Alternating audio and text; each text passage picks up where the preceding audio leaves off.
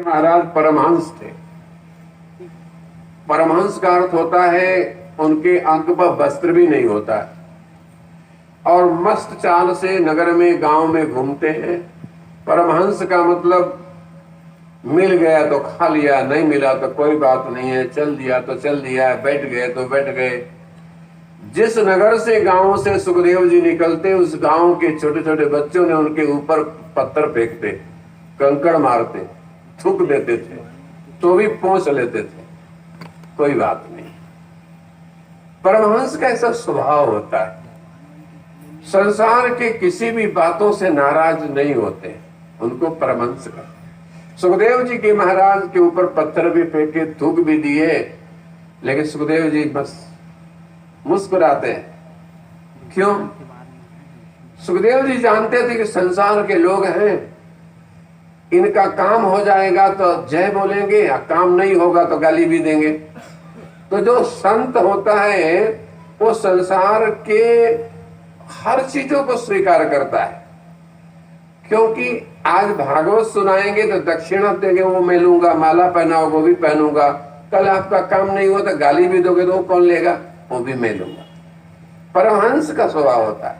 परमहंस लोग ना संसार के लोगों की किसी बातों से दुख मानते हैं, ना किसी के दक्षिणा आदि, रुपया पैसा आदि, कपड़ा देने से प्रसन्न होते हैं, सम रहते हैं। ना काहू से दोस्ती, ना काहू से बैर, अखड़ा बाजार में कबीरा, सबकी मांगे खैर। सबका आनंद मांगते हैं। जो शिष्य हो उनका तो भला होगा ही, लेकिन जो नहीं है उनका भी भला सोचते हैं। ये परमहंस के लक्षण। ऐसे परमहंस स्वरूप सुखदेव जी महाराज जिस गांव से, नगर से, जिस मोहल्ले से निकलते, उस मोहल्ले के लोगों ने उनको ऊपर बहुत अत्याचार किया, लेकिन वो तो प्रसन्न मन, ना सुखों से मोह, ना दुखों से द्वेष,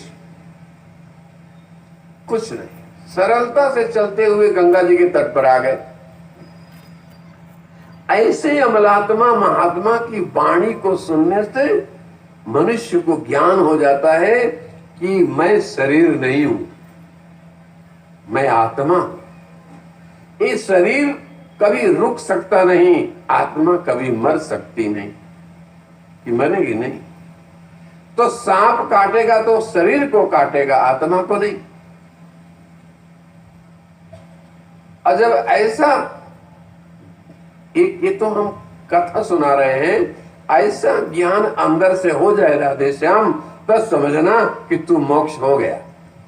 मोक्ष की ज्यादा कर्मकांड पूजा पाठ वगैरह नहीं है, सिर्फ इतना ही है, अपने आत्मा के ज्ञान अंदर हो जाए कि मैं क्या हूं, ये संसार क्या है।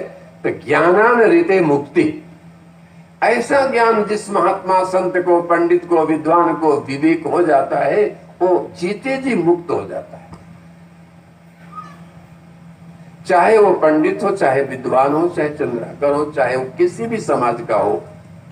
ऋतेन ज्ञानान मुक्ति अपदीपो भव, अपने दिए खुद बनो। कब तक दूसरे के दिए में, लालटेन में पड़ोगे? बात सही है। हम कब तक इन शास्त्रों के ऊपर चलते रहोगे? इस ज्ञान जो है, शास्त्र सीढ़ी का काम करता है, न कि तुमको वैकुंठ पहुंचाएगा। अगर जो कहते हैं वो भूल में, क्योंकि शास्त्र एक सीढ़ी है। कहां? परमात्मा को पाने के लिए। आज शास्त्र पर ही खड़े रह गए तो भगवान तक कब पहुंचोगे? और हम लोग इतने भोले वाले लोग हैं, शास्त्र पर ही खड़े रह जाते, ऊपर जाने की चेष्टा ही नहीं करते। भगवान को मानना सरल है, लेकिन जानना कठिन है। और भगवान को मानना बहुत सरल है राधे श्याम। मान लो भगवान है, चलो शिव जी हैं, पानी चला रहा हो, पूजा कर लो, सहज है। जानना आग है। आग से खेलना जो जानता हो वही ईश्वर को, सत्य का अनुभव कर सकता है।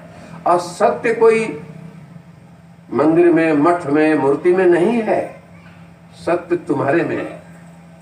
लेकिन तुम सत्य को खोजने जाओगे तो प्याज देखे, वो प्याज को छिलका निकालते जाओ, निकालते जाओ, निकालते जाओ, अन्न में कुछ बचता है? ऐसे ही शरीर में अगर खोजोगे ईश्वर को, तुम खोजोगे तो कुछ नहीं मिलेगा। लेकिन साधना के द्वारा जब हम बाहर के इंद्रियों को विस्थापित करते हैं, आंख बंद करके उस परम पिता परमेश्वर का ध्यान करते हैं, तो सत्य का अनुभव होता है। और अनुभव जिन जिन महात्माओं को हुआ, उन महात्माओं ने लिख दिया। व्यास जी को अनुभव हुआ तो उन्होंने भागवत लिखा, कबीर साहब को अनुभव हुआ तो उन्होंने साखी लिखा, मोहम्मद को अनुभव हुआ तो उन्होंने बाइबल अपने कुरान लिखा। ईसा मसीह बढ़ई के पुत्र थे। बढ़ई जानते हो, लकड़ी का काम करते थे। उनको विस्फोट हुआ, सत्य का ज्ञान हुआ तो उन्होंने बाइबल लिख डाला। पूज्यपाद प्रातः स्मरणीय गोस्वामी तुलसीदास जी को जब दिव्य ज्ञान हुआ तो रामायण लिख डाले। कैसे? एक पद है, हरि भक्तों ने रास रचाया बूटी घोल घोल के। हरि भक्तों ने रास रचाया बूटी घोल घोल के। हरि भक्तों ने रास रचाया बूटी घोल घोल के।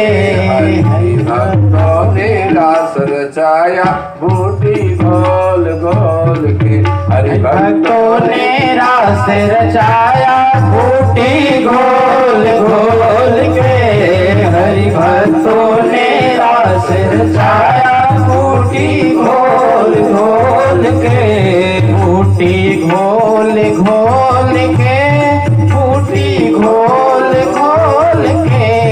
बूटी घोल घोल के, बूटी घोल घोल के। बूटी घोल घोल के, बूटी घोल घोल के। बूटी घोल घोल के, बूटी घोल घोल के। हरि भक्तों ने रास रचाया बूटी घोल घोल के।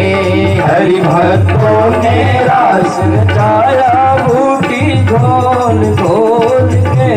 हरि भक्तों ने रास रचाया बूटी घोल घोल के। बूटी पी गए श्री हनुमाना, उनके हृदय बसे श्री रामा। बूटी पी गए श्री हनुमाना, उनके हृदय बसे श्री रामा। बूटी पी गए श्री हनुमाना, उनके हृदय बसे श्री रामा। बूटी पी गए श्री हनुमाना, उनके हृदय बसे श्री रामा। उनने लंका दी है जलाय, खिड़की खोल खोल के। खिड़की खोल खोल के। उन्हें लंका दी है जलाए, खिड़की खोल खोल के। खिड़की खोल खोल के। हरि भक्तों ने रास रचाया, हरि भक्तों ने रास रचाया बूटी घोल घोल के। बूटी घोल घोल के। बूटी पी गई मीरा बाई, वो तो संत सभा में आई। बूटी पी गई मीरा बाई, वो तो संत सभा में आई। बूटी पी गई मीरा बाई, वो तो संत सभा में आई। बूटी पी गई मीरा बाई, वो तो संत सभा में आई। वो तो गिरधर आगे नाची घुंघरू बांध बांध के। वो तो गिरधर आगे नाची घुंघरू बांध बांध के। हरि भक्तों ने रास रचाया बूटी घोल घोल के। हरि भक्तों ने रास रचाया बूटी घोल घोल के।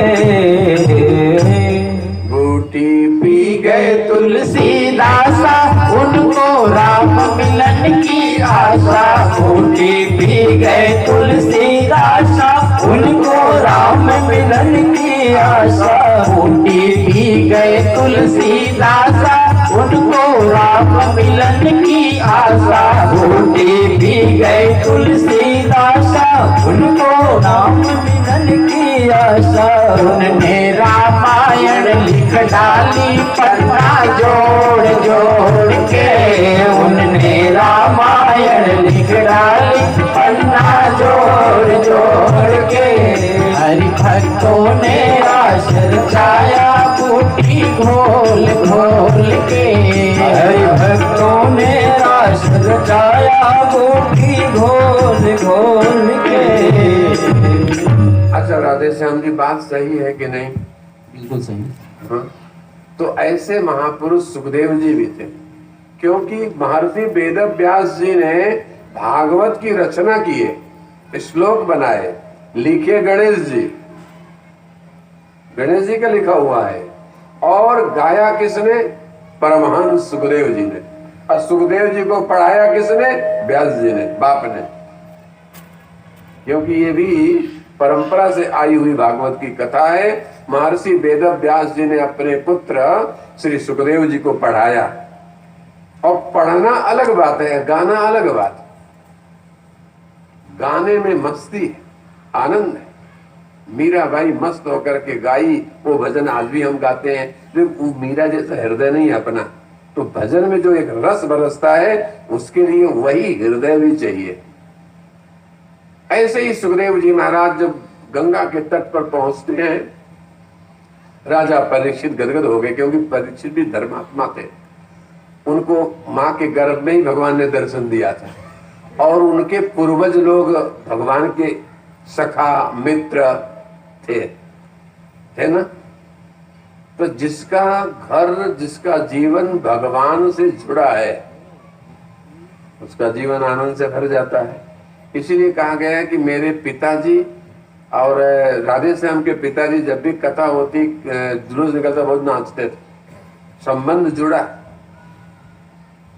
इसलिए उस संबंध के कारण आज ऐसी प्रेरणा हो गई राधे श्याम जी से कि हमें स्वामी जी को ही बुलाना है। और मैं तो सोचता हूँ कि भगवान करे हमको अब मत बुलाओ, बुढ़ा हो गया हूँ, वही भजन करूंगा। लेकिन क्या करें, आप बुलाते हो, मेरे मन ललचा जाता है।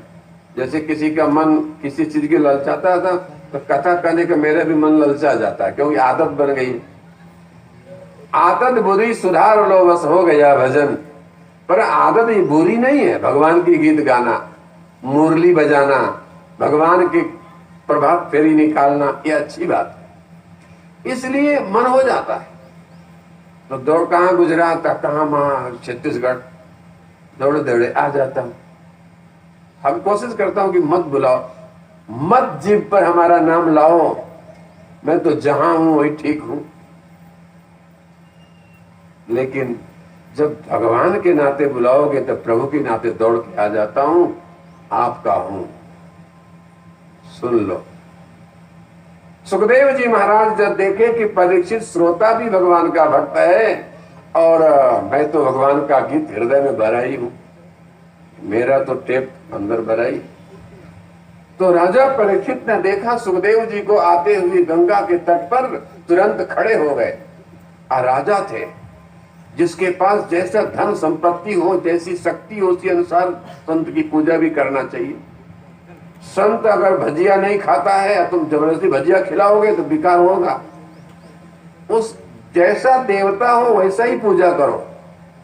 जबरदस्ती महात्मा को नारियल, फल, फूल जबरदस्ती नहीं, जो उनकी च्वाइस हो वही देना।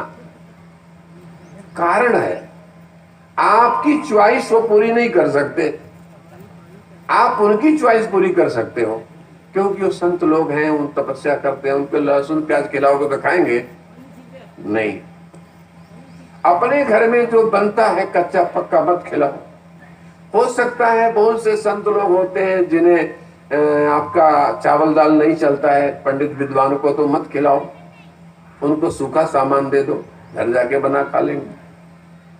उसमें प्यार बढ़ता है, जबरदस्ती में द्वेष बढ़ता है। किसी के साथ जबरदस्ती नहीं। अगर कोई मेहमान आया है, बोलता है हमारा तो उपवास है, हम चावल दाल नहीं खाएंगे, रोटी सब्जी खाएंगे, उनको रोटी सब्जी दो। लेकिन हम लोग बहुत जिद करते हैं, ये जिद शोभा नहीं देता। इसलिए राजा परिचित राजा थे, खड़े होकर स्वागत करते हैं। सुखदेव जी महाराज के लिए सिंहासन पर बिठाए, चरण धोए, आरती उतारे और चरणों में साष्टांग प्रणाम किए। सुखदेव जी ने कहा, राजा परीक्षित कैसे हो? ठीक है महाराज, बढ़िया, आपकी कृपा। ये इतने लोग आए हैं, ये कौन है? ये जमदग्नि, भारद्वाज, गौतम, पिपलायन, राज ऋषि, ब्रह्म ऋषि, ब्रह्मचारी, ये हमारी जो महिलाएं हैं, ये गंगा, जमुना, राप्ती, शारदा, टोंस, सोन, बेतवा, केन, चंबल, भाप नदी, फुल नदी, नर्मदा आदि नदियां हैं।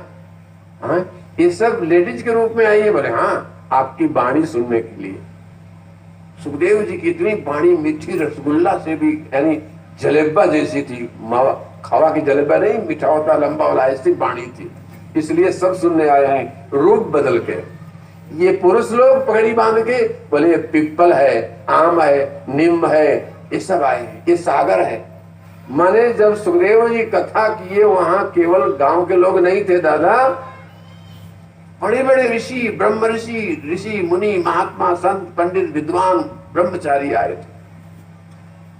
जितनी भारत की नदियां, जितने भारत के पर्वत, वो भी पुरुष बन करके आए थे कथा सुनने के लिए। यहां तक कि इन स्वर्ग के देवता भी दौड़े आए। और देवताओं ने कहा, सुखदेव जी क्या है कि राजा परीक्षित को अमृत पिला दो, अब भागवत हमें दे दो। सुखदेव जी ने कहा, बड़ा गड़बड़ है, इतने परिश्रम से तो मैं दौड़ के आया, इनको सुनाने के लिए श्रोता है, अमृत इनको पिला दे। बोले हाँ, अमर हो जाएंगे। राजा परीक्षित ने कहा, प्रभु हमें अमर नहीं होना है, हमें सत्य का ज्ञान प्राप्त करना है कि ये जीव क्या है और शिव क्या है, ईश्वर क्या है और परमात्मा के ही जानना, अमर नहीं होना है मुझे। तो सुखदेव जी ने डांटा है देवताओं, भक्त स्वार्थी कहेंगे, अरे कहां श्रीमद् भागवत, कहां अमृत? अमृत अपना ले जाओ स्वर्ग को, हम तो भागवत की कथा ही इनको सुनाएंगे। अमृत से भी बढ़कर के श्रीमद् भागवत की कथा है, जो प्रेम से सुनता है 7 दिन मुक्ति हो जाता है, उसको ज्ञान हो जाता है कि शरीर में नहीं हूं। आत्मा शरीर में रहते हुए भी शरीर आत्मा नहीं है कि नहीं? नहीं समझ में आवे तो समझाऊं। आप सोच लो, ये शरीर माता पिता ने दिया और आप बड़े होते तो क्या खाते हो? चना, गेहूं, मटर, धान, ये कहां से पैदा होता है जी सरकार? ये धरती से निकलता है, मट्टी से। तो शरीर भी मट्टी से बनता है ना। तो माटी का खिलौना माटी में मिल जाएगा, मान मेरा कहना नहीं तो पछताएगा। मट्टी की चीज खाते हैं, मट्टी में। आत्मा कुछ खाती है? नहीं। भगवान ईश्वर सत्य कुछ खाता है? कुछ नहीं। दादी साहब, यही ज्ञान है कि मट्टी का शरीर को कभी, मट्टी के घड़ा को सदा रख सकते नहीं। आत्मा अजर अमर है, अमृत से भी अमर है, उसको कभी मार सकते नहीं है। ये ज्ञान देने के लिए सुखदेव जी ने 7 दिन गंगा के तट पर रुके और उनकी मुक्ति दिलाए। तो राजा परीक्षित ने भगवान के, सुखदेव जी के चरणों में प्रणाम करके भक्तों का विवेचन पूछते और कहते हैं, राजा परीक्षित क्यों घबरा रहा है? प्रभु 7वें दिन सांप आएगा, मुझे काट देगा, मैं मर जाऊंगा। मैं, हम लोगों की यही दशा है। हम भी, बुढ़ापा आ गई है, पांव चलता नहीं है, हाथ पांव कान थक गया है, अब हम मर जाएंगे, अब हम मर जाएंगे, अब नहीं रहेंगे। हम भी रोते हैं। मरने से डरते हो कि नहीं? कोई मरना चाहता है? हाथ ऊपर कौन कौन मरना चाहते हैं? कोई नहीं चाहता है। चाहते हो दादा? नहीं ना। हम झूठे जानते हो कि स्वामी जी मार नहीं सकते, फिर भी हाँ नहीं बोलते हो। तो इसलिए मरना कोई नहीं चाहता है, सब जीना चाहते हैं। लेकिन मौत आती है ना, आपसे पूछती है कि मैं मारूं? नहीं। जब प्रलय आएगा तो भगवान पूछेंगे? नहीं। मृत्यु सत्य है, मरना पड़ता है। क्योंकि मृत्यु को समझो, जो मृत्यु को याद करता है उसका जीवन बदल जाता है। जो मृत्यु को भूल जाता है उसका जीवन 84 लाख के बंधनों में बंध जाता है। इसलिए मरने को याद रखो, जाना है या रहना नहीं है। और जो जानते हैं कि मेरे को जाना है, बगैरा में नहीं रहना है, हमको बगैरा में नहीं रहना है, तो घर बनाएंगे हम नहीं। ज्यादा पेटी वेटी खरीदेंगे, सामान खरीदेंगे, जो है उतने में काम चलाएंगे, 7 दिन बाद चले जाएंगे। जाना है, यहाँ रहना नहीं है।